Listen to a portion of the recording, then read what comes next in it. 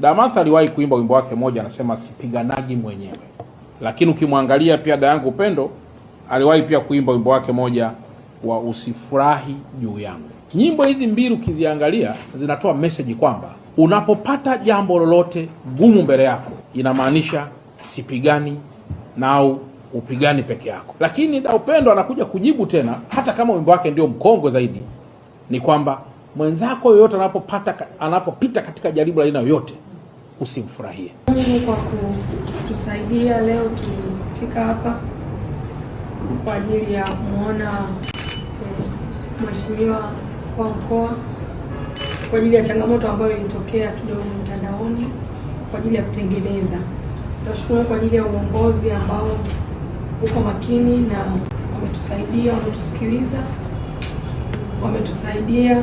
Mimi nipende kuwashukuru sana, lakini nishukuru sana Martha Mwaipaja kwa kunisamehe kwa sababu nilimwomba msamaha na amenisamehe, na mimi nashukuru sana. Lakini pia na mimi nimemsamehe katika yale ambayo yalitokea, na pia tunaomba jamii tuliowakwaza mtusamehe, kanisa la Mungu, watumishi wa Mungu, viongozi wa ngazi zote, tunaomba mtusamehe tulipowakwaza, tulipoaibisha jina la Bwana. Magombano ni kazi za shetani, na sasa amani ya Mungu itawale.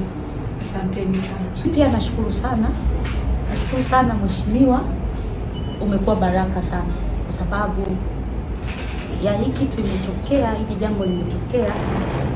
Niseme ukweli kabisa, wewe ni baraka sana. Wewe ndio mtu pekee ambaye kwa kweli, kwa ile kweli kutoka moyoni umesababisha kwa sehemu kubwa imekuwa hivi. Sina mengi zaidi ya kusema, lakini nasema mama yangu Mkone, Upendo Mkone, wewe ni baraka, wewe ni lango. Naheshimu sana mafuta yako, naheshimu huduma yako sana. Katika udhaifu wote tunakuwa nao wanadamu, kutokea leo nitajilinda zaidi, nitajichunga zaidi. Yamkini kuna mahali nilikuumiza ikakaa moyoni na sijui, mahali najua au unajua, nirehemu tu, nisamehe kabisa. Na mimi yamekwisha, na Yesu pia tusamehe, kwa sababu kuna mahali tunaumiza Mungu, tunaumiza moyo wa Mungu mwenyewe. Mungu ametuamini, ametupa hii kazi kwa ajili ya kusema na watu. Kwa hiyo mahali nimekosea, tusamehe. Watu wa Mungu, turehemu tu, bado tuko wanadamu, kuna mambo tutakosea. Ila Mungu awabariki sana.